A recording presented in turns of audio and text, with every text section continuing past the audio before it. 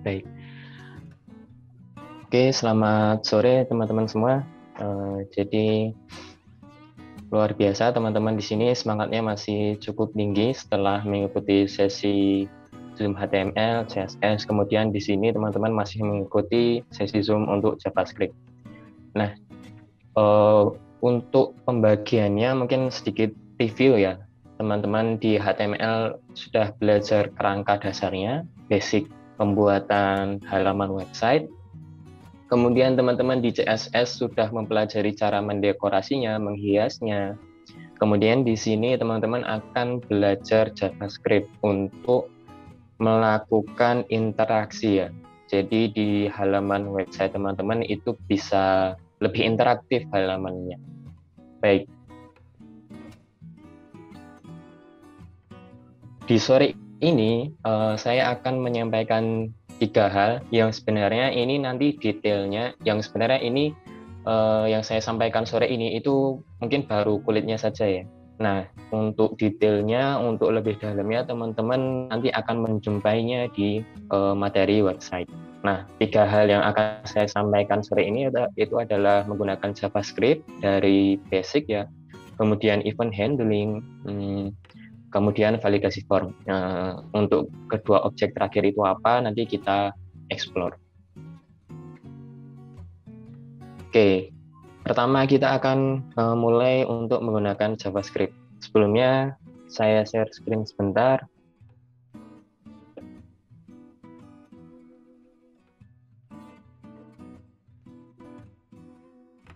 Jadi kalau teman-teman ingat di sesi pertama, sesi HTML dan CSS, kita sempat menggunakan halaman ini ya.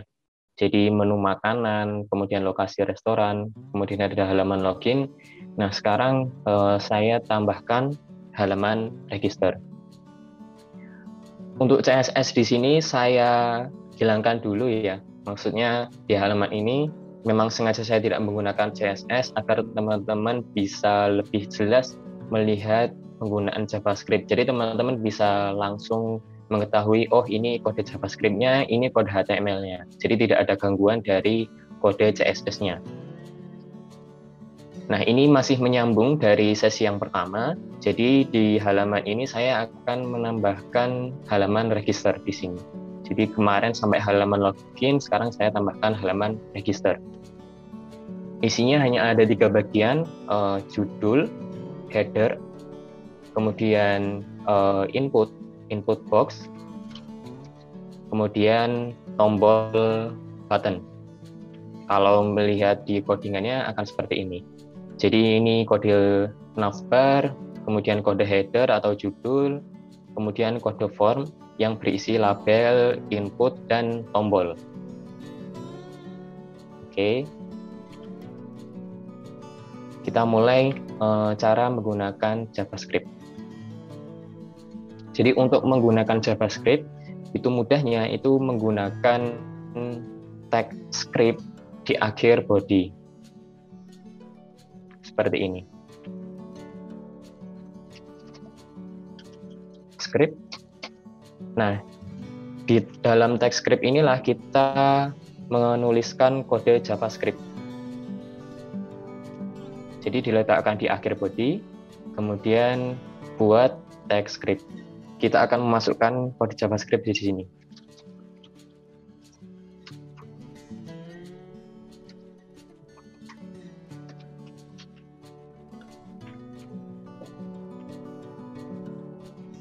Nah, kita mulai dari penggunaan sederhana ya. Jadi kita akan mencetak Hello World di konsol browser. Untuk teman-teman yang belum tahu konsol browser itu apa, jadi kalau menggunakan Chrome, silahkan tekan Ctrl Shift C. Nah, di sini akan muncul konsol browsernya. Nah, kita akan mulai mencetak Hello World di dalam konsol browser dengan menggunakan console.log. Kita masukkan di dalam teks script console.log Hello World. seperti ini. Untuk titik koma sebenarnya di JavaScript tidak wajib ya, tapi untuk kerapian saja dan mungkin teman-teman yang kebiasaan ya. Jadi kalau teman-teman ada yang pernah menggunakan PHP pasti terbiasa menggunakan titik koma. Oke, kita cek di browser, kita reload, maka akan muncul hello world di dalam konsol browser.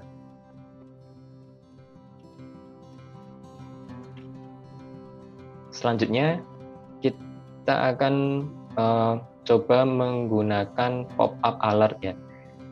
Nah, pop-up alert itu nanti seperti kotak dialog yang tiba-tiba muncul di atas halaman browser. Kita bisa menggunakan alert di dalam TypeScript untuk menampilkan pop-up box. Ini kita komen dulu console log-nya, atau kita hapus saja. Jangan dihapus. Kita ganti saja langsung alert hello, misalkan kayak 404. Kita save, kemudian kita reload, maka dia akan memunculkan alert yang bertuliskan hello kayak 404 sesuai dengan yang kita tuliskan tadi.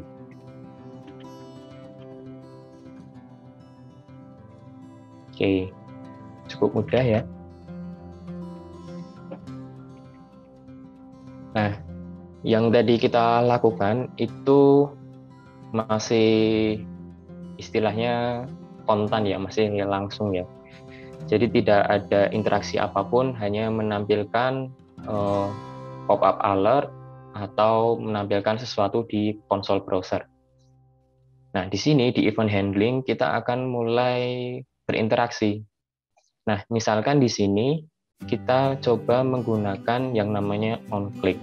OnClick itu adalah interaksi yang terjadi ketika kita melakukan atau menekan sesuatu. Misalkan ceritanya di sini ketika kita klik daftar, halaman website ini memunculkan sesuatu atau mengubah sesuatu. Nah, itu kita bisa menggunakan yang namanya onClick. Penggunaannya cukup sederhana, yaitu dengan cara di kode buttonnya itu kita tambahkan atribut onClick seperti ini. Ini kalau kita lihat kan ini tombol daftar. Nah, di tombol daftar ini itu kita ingin menambahkan atribut onClick. OnClick, kemudian masukkan function. Misalkan kita masukkan function yang namanya adalah fdaftar. Seperti ini, kemudian tanda kurung. Ini kode JavaScript-nya kita bersihkan lagi.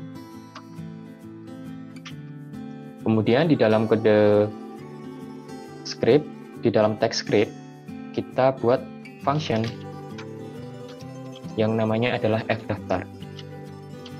Sesuai dengan apa yang di onClick. Jadi ini harus sesuai ya. Fdaftar, di sini juga fdaftar. Fdaftar, kemudian tanda kurung, kurung buka kurawal. Kemudian misalkan di sini kita mau menampilkan pop-up lagi ya. Karena tadi pop-up-nya muncul ketika halamannya itu selesai di reload. Nah, sekarang kita misalkan ingin pop-up box-nya itu muncul ketika tombolnya ditekan. Jadi bukan pertama langsung muncul, tapi ketika tombol ditekan baru pop-up box-nya muncul. Nah, tampilkan pop-up box dengan alert, kemudian masukkan teks yang ingin ditampilkan. Misalkan pendaftaran berhasil.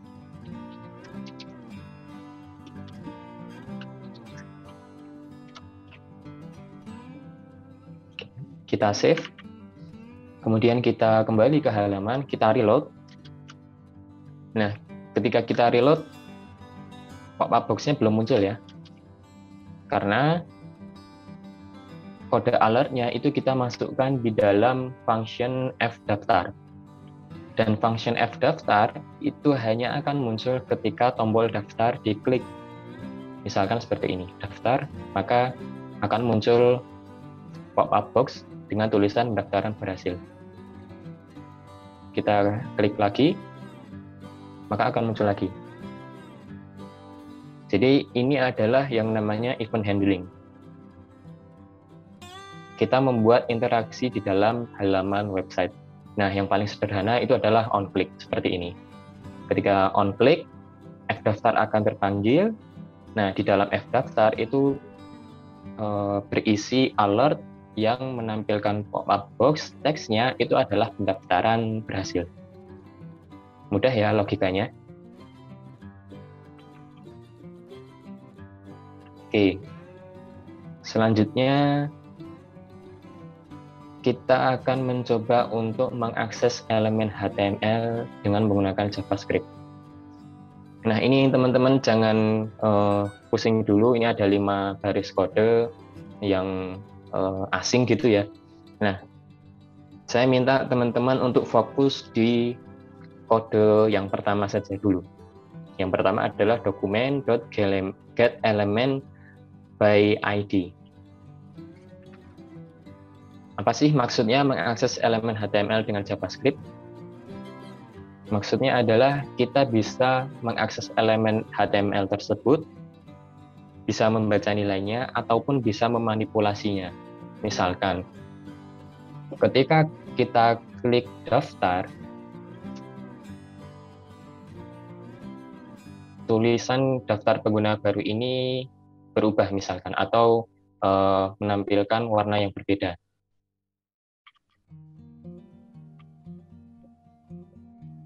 Nah, caranya di dalam function fdaftar itu kita masukkan document.getElementById.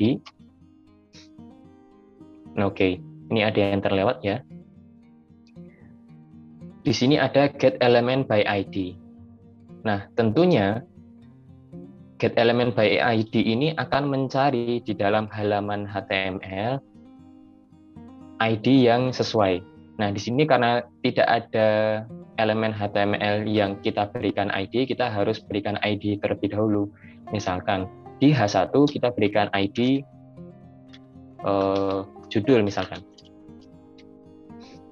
Maka di document.getElementById ini itu bisa kita refer atau kita bisa cocokkan ya, get elemen yang dapatkan elemen yang mempunyai ID judul, maka getElementById judul.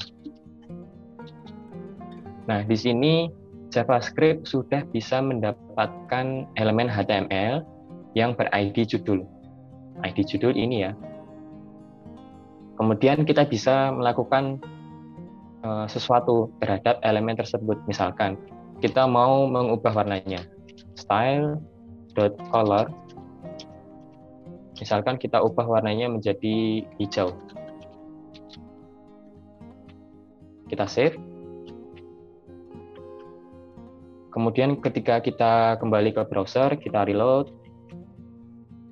Ketika kita klik daftar, maka judulnya akan berubah menjadi berwarna hijau. Tadinya masih hitam, ini kita reload lagi ya. Ketika kita klik daftar, judulnya akan berubah menjadi warna hijau. Atau kita alertnya kita komen dulu ya biar tidak mengganggu. Kita klik daftar. Belum di save. Oh benar.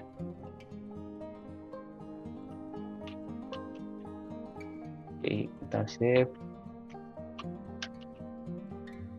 Klik daftar, dia menjadi hijau.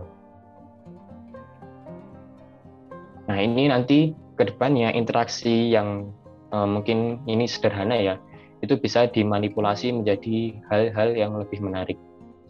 Ini baru satu event handling ya, on klik dan digabungkan dengan mengakses elemen HTML dengan JavaScript.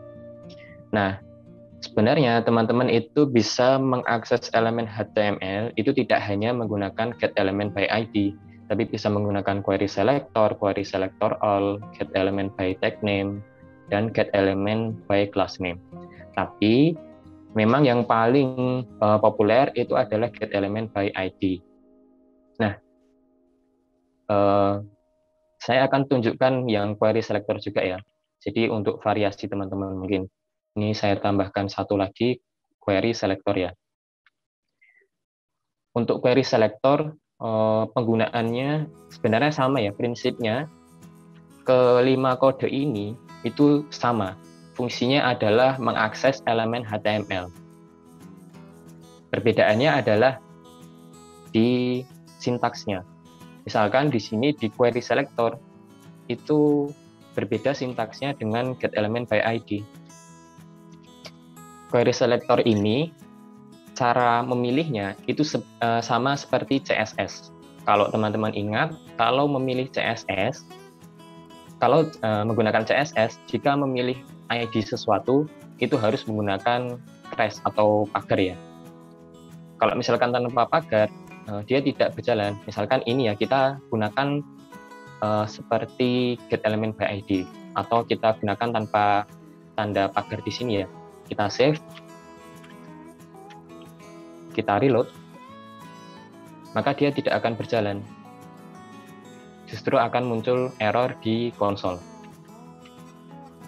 Nah, cara query selector berjalan itu adalah sama seperti CSS. Kita tambahkan crash atau tanda pagar di depan judul. Sama seperti CSS ya. Kalau CSS tanda pagar itu untuk pemilihan ID, kemudian tanda titik itu untuk pemilihan kelas. Oke, kita save. Kita reload. Nah, dia baru berjalan. Kemudian untuk tiga terakhir ini, yang tiga paling bawah, ini bentuknya adalah array. Nah, maksudnya gimana? Misalkan kita contohkan satu ya, query selector all saja.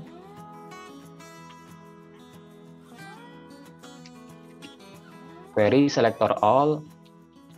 Nah, karena sama-sama query selector, jadi kita menggunakan tanda pagar. Kita coba dulu ya, kita save. Di browser kita reload. Ketika kita klik daftar, maka dia akan muncul error. Kenapa? Karena query selector all itu adalah return-nya atau cara menggunakannya itu seperti array. Jadi di sini kita harus masukkan tanda kurung, kemudian 0, kita save, kita reload. Nah, dia baru berjalan. Nah, untuk jelasnya, ini saya tidak bahas ya untuk query selector all dan lain sebagainya, dan ke bawah itu maksudnya tiga terakhir tidak saya bahas lebih detail lagi. Tapi intinya adalah kelima ini teman-teman bisa gunakan untuk mengakses elemen HTML. Dan memang yang paling populer itu adalah getElement by ID, karena cukup mudah kan tadi menggunakannya seperti itu. Selanjutnya kita akan, ini sudah ya, getElement by ID, kemudian mengubah warnanya. Selanjutnya untuk event handling selanjutnya on key press. Nah, on key press ini seperti apa? On key press di sini itu seperti ketika di sini saya melakukan input, maka eventnya akan aktif. Saya ketikkan satu huruf, dia aktif. Saya ketikkan satu huruf, dia aktif. Seperti itu. Nah, kita bisa mengaktifkan on key press itu sama seperti on click. Nah, caranya cukup mudah dengan menambahkan atribut on key press di dalam input. Kita coba ya.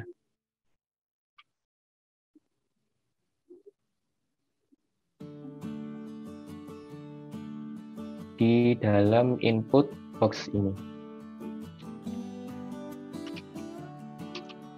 on key press, kemudian masukkan functionnya F tekan misalkan. Kemudian di dalam script kita tambahkan function baru, function F tekan.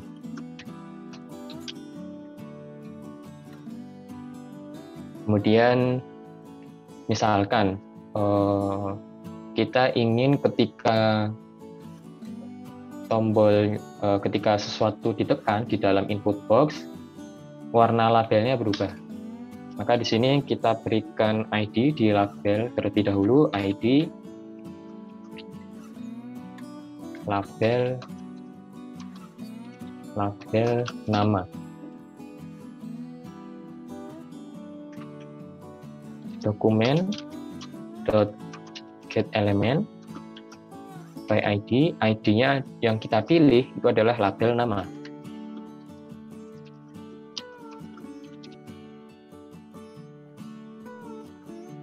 Kemudian berikan style, color,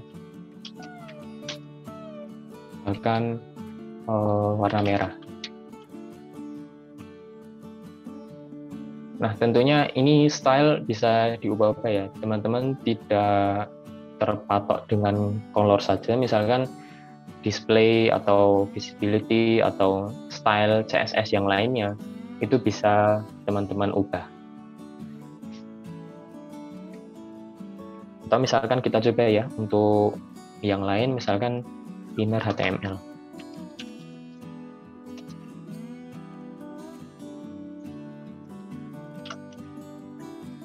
Misalkan nama,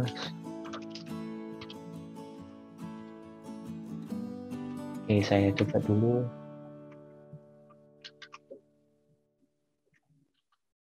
Oke, jadi logikanya seperti ini ya. Ketika input box itu ditekan, maka event handling on key press itu akan aktif. Nah, ketika eventnya itu aktif, dia memanggil function F tekan. F tekan dipanggil. Nah, kemudian F tekan di sini itu akan get atau mendapatkan elemen yang ber-ID label nama. Elemen berlabel nama adalah ini. Elemen ber-ID label nama adalah ini. Nah, kemudian inner HTML itu akan mengubah isiannya. Di sini isiannya adalah nama, kemudian ketika ditekan, dia akan berubah menjadi nama terinput. Sama ya, seperti ini ya. Jadi, kita reload lagi. Sebelum saya menekan tombol, namanya masih, tulisannya masih nama ya. Tapi ketika saya sudah mulai mengetikkan, di sini berubah. Atau kita juga bisa mengubah dua elemen sekaligus di dalam satu tekan ya. Misalkan kita juga ingin mengubah judul ini ya, H1 ini ya. Misalkan kita ubah inner HTML dengan data terinput. Kita save, kemudian kita reload. Ketika input box-nya ini saya tekan, judulnya berubah.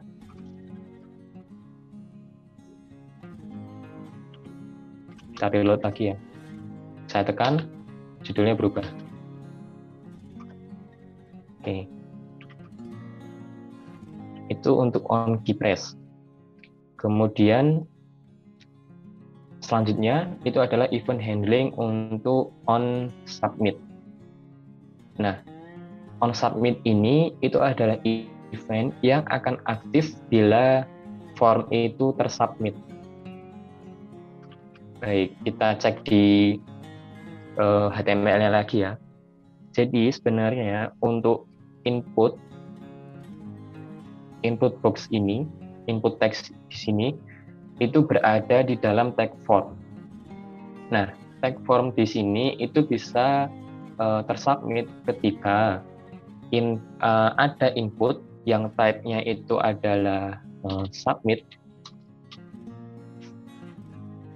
maka otomatis dia akan melakukan submit. Jadi di sini ada 3 elemen ya di dalam form. 1 labelnya, 2 adalah input box-nya, ketiga itu adalah tombol, tapi ini type-nya bukan button, type-nya adalah submit. Ketika tombol dengan type submit ditekan, maka formnya ini akan melakukan submit atau istilahnya mengirim apapun yang diisikan di input text. Kita save.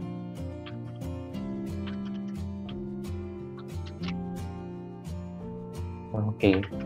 Untuk sementara function ini kita komen dulu ya. Jadi biar tidak mengganggu. Kita save. Kalau kita klik daftar, nah ini sebenarnya dia melakukan submit seperti itu. Atau lebih jelasnya sebenarnya di URL itu pasti akan berubah.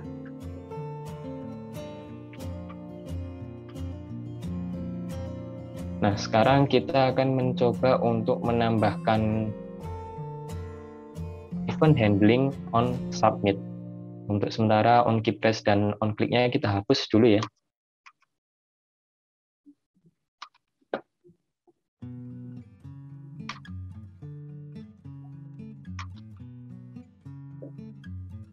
Nah, cara untuk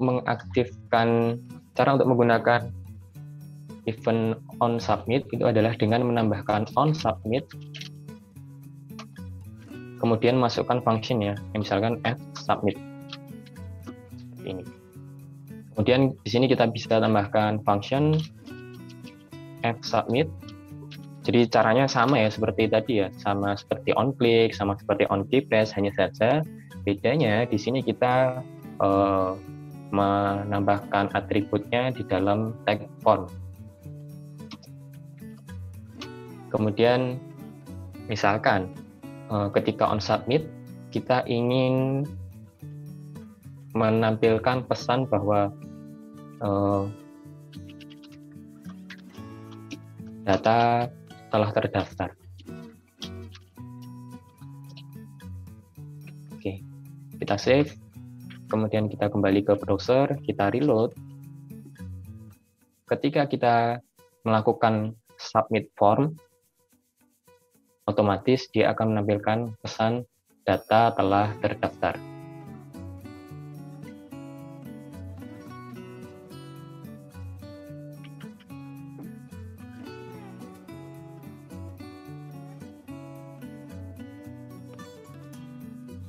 Selanjutnya, kita di sini ingin mengakses nilai dari input form. Misalkan, ketika kita memasukkan nama di sini, kita ingin JavaScript bisa mengambil nilai dari input. Jadi ketika saya klik submit, kita ingin di pop-up box-nya ini menampilkan input namanya. Nah, bagaimana caranya? Caranya adalah kita tambahkan ID di dalam input, kemudian kita get element seperti biasa. Baik, pertama kita tambahkan ID terlebih dahulu, ID input nama. Kemudian di dalam function submit kita tambahkan variabel terlebih dahulu, let isian nama sama dengan dokumen get element by ID, kemudian masukkan ID-nya, ID-nya adalah input nama, kemudian titik value. Dengan menggunakan titik value di sini, otomatis kita akan mendapatkan nilai dari input. Nah, selanjutnya adalah bagaimana caranya kita bisa menampilkannya di pop-up alert atau di pop-up box tadi ya, di kotak tadi.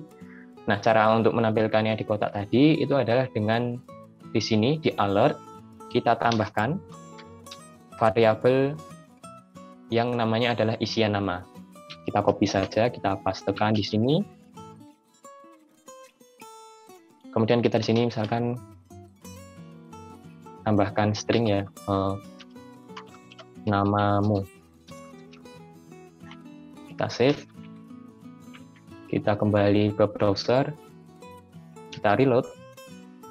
Misalkan kita masukkan nama,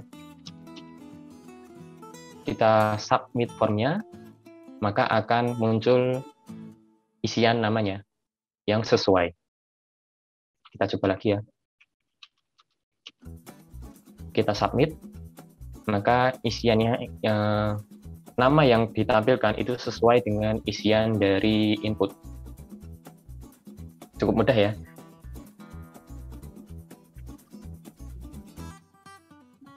Nah, selanjutnya tadi kita sudah berhasil melakukan event handling, melakukan interaksi, kemudian kita bisa mengakses nilainya, mengakses nilai dari sebuah input. Selanjutnya kita coba untuk memvalidasi isiannya. Nah, kenapa validasi itu penting? Nah, misalkan ya, di sini, jadi kita sudah mendapatkan nilai dari input. Tapi kalau kita masukkan sembarang, misalkan namanya itu kita masukkan angka, kita klik submit, namanya akan termasuk dimasukkan angka. Padahal tidak ada nama yang terdiri dari angka. Nah, kita tidak mau isian namanya itu diinputkan angka. Jadi sebelum datanya itu diterima, datanya ditolak dulu. Atau kita berikan alert ya, misalkan maaf, isian tidak sesuai, atau isian harus berupa huruf, misalkan seperti itu. Baik, mungkin ini untuk yang validasi pertama kosong dulu ya, validasi input kosong. Kenapa? Karena di sini ketika kita klik tanpa isian apapun, kosong, ini masih bisa dimasukkan, masih bisa masuk. Baik. Sebenarnya untuk validasi itu cukup sederhana ya. Yang pertama itu kita membaca nilainya terlebih dahulu, kemudian masukkan logika validasi dengan menggunakan if else. Nah, if else ini cukup sederhana.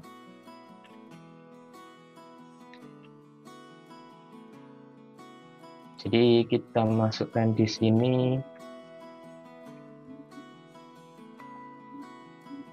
Ini alertnya kita hapus dulu saja, kemudian kita beri kode if else. Jika isian nama sama dengan string kosong atau tidak ada inputan sesuatu, maka munculkan pop-up alert. Maaf, isian tidak boleh kosong. Akan seperti ini. Kita save. Kita coba ya.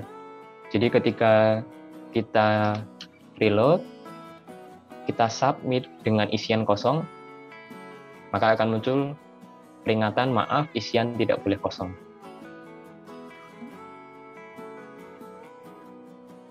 Namun, kalau kita masukkan nama yang benar, nah ini masih tidak ada notifikasi apapun ya. Jadi kita ingin ketika isiannya itu sesuai, munculkan interaksi, munculkan notifikasi bahwa namanya sudah terdaftar. Nah, di sini kita berikan else saja. Jika isian namanya itu tidak kosong, maka munculkan alert data berhasil diinput. Namamu sesuai dari variabel isian nama. Kita save. Kita kembali ke halaman. Kita isi dengan nama yang benar. Nah, dia sudah menampilkan notifikasi jika datanya berhasil diinput. Cukup mudah ya. Baik. Selanjutnya, validasi ketika inputnya itu harus angka. Di sini kita coba tambahkan satu isian lagi ya di bawah nama, yaitu adalah nomor HP. Kan cukup wajar ya ketika mendaftar pengguna baru itu diminta isian nomor HP. Baik, di sini saya kopikan saja label dan seterusnya agar lebih cepat. Sini label tidak perlu ID, kemudian labelnya adalah nomor HP, kemudian inputnya di sini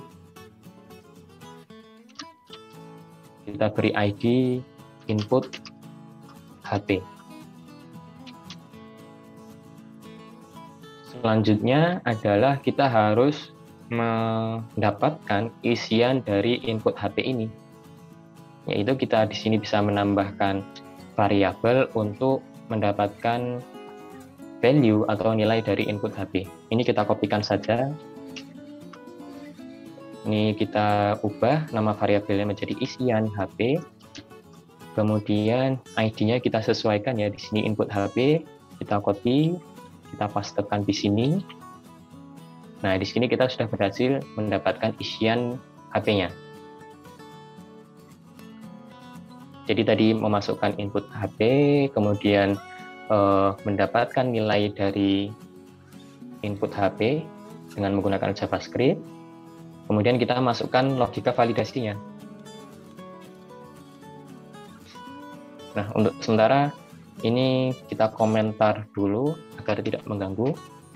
Kita masukkan validasi untuk isian HP. Jika isian HP-nya ini berupa huruf, maka tampilkan alert, maaf, isian HP harus berupa angka.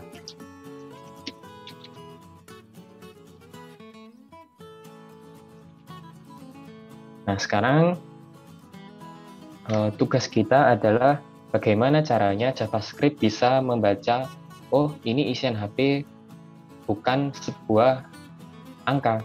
Nah, di dalam JavaScript itu ada function yang digunakan untuk mendeteksi apakah itu variabelnya berisi angka atau berupa huruf dengan function yang namanya adalah isNone, is not a number, seperti ini. Kemudian kita masukkan variabelnya isian HP. Nah, logikanya sederhananya adalah jika isian HP itu bukanlah sebuah angka atau bahasa Inggrisnya adalah is not a number, maka tampilkan alert, tampilkan notifikasi, maaf isian HP harus berupa angka. Cukup mudah ya logikanya. Saya hentikan di sini dulu sebentar, beberapa detik mungkin untuk teman-teman mencernanya. Ini saya hapus agar teman-teman lebih mudah membacanya.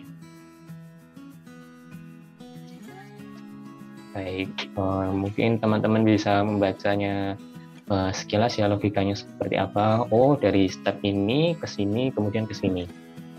Jadi stepnya inputannya dibaca dari sini, kemudian didapatkan value-nya dengan menggunakan getElementById, kemudian logika validasinya dengan menggunakan if-else. Baik, kita tes ya, kita save. Kita kembali ke browser, kita reload, ada isian nomor HP. Untuk sementara nama kita abaikan dulu ya, isian nama, kita masukkan nomor HP misalkan menggunakan 01 misalkan. kita daftar, maka akan muncul alert, maaf, isian HP harus berupa angka. Nah, ketika kita mengetikkan angka 01 misalkan, maka dia akan berhasil. Nah, ini kenapa tadi kita belum ada validasi, belum ada notifikasi berhasilnya, karena di sini kita belum menggunakan else-nya ya. Ini kita tambahkan sebentar, else jika berhasil, alert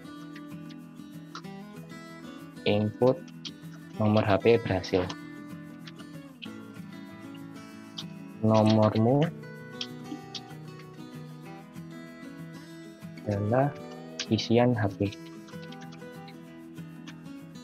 Save. Kita coba lagi ya. Kita masukkan angka. Kita masukkan daftar. Nah, input nomor HP berhasil, nomormu sekian, sekian, sekian. Nomornya berhasil angka ya. Kalau kita masukkan huruf, dia tidak mau. Maaf, isian HP harus berupa angka. Baik, sebenarnya masih ada satu lagi ya validasinya, yaitu validasi panjang karakter. Tapi mungkin saya sudahi di sini dahulu karena ini mungkin waktunya sudah cukup habis ya. Mungkin teman-teman bisa melanjutkan JavaScript kemudian selesaikan sampai PHP ya. Harapannya sampai situ. Ya, oke, baik. Terima kasih teman-teman atas waktunya, terima kasih atas antusiasmenya yang masih semangat ya di kelas ketiga ini. Nantinya kita akan ketemu lagi di pertemuan keempat, yaitu di sesi Zoom PHP. Ya, mungkin yang akan dilaksanakan minggu depan ya, teman-teman bisa melihat jadwalnya di grup Telegram. Baik, terima kasih Kak Novi dan teman-teman semua. Saya akhiri ya, selamat sore, sampai jumpa.